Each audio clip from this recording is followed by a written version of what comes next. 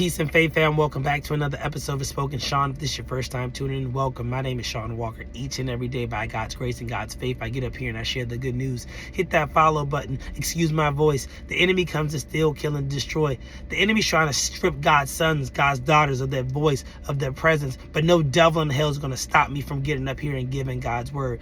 God said it, and that settles it. I won't let God down. I won't let you down. I won't let my family down. I won't let myself down. Each and every day, I'm getting up here getting better by choice. God says you're the head and not the tail, the lender and not the borrower, above and not beneath. You may never be people's choice. You are a chosen generation, fearfully and wonderfully made. See, they know that if they can get you distracted, they know if they can take your voice, that you won't stand and reign. And I refuse to let that happen. The kingdom suffer violence, and violence take it back forth. Oh, we wrestle not against flesh and blood. See, that's why we got to declare and decree.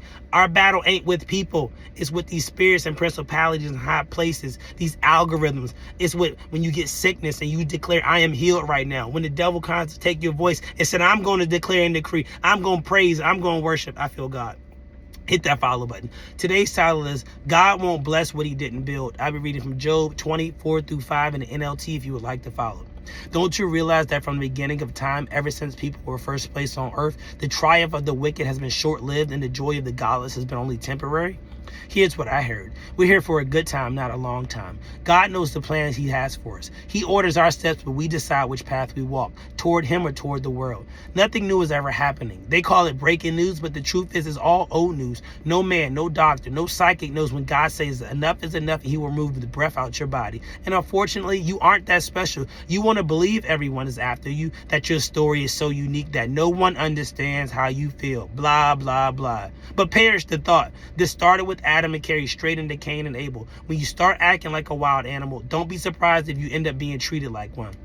God's timing is perfect. The only way to experience His glory is to be in proper alignment, not ahead of God, not behind Him, not where He was, but in sync with where He is. For the time is coming when people will not endure sound teaching, but with itching ears they will gather teachers to suit their own desires. Welcome to life today, a world full of know-it-alls, people who refuse spiritual correction. Don't confuse your expertise in pains and trials with the glory and peace of God. You may have degrees, but still lack education in God's decrees. You're still hurt by what you hear, but remember, the Atlantic slave trade wasn't the only tragedy in history.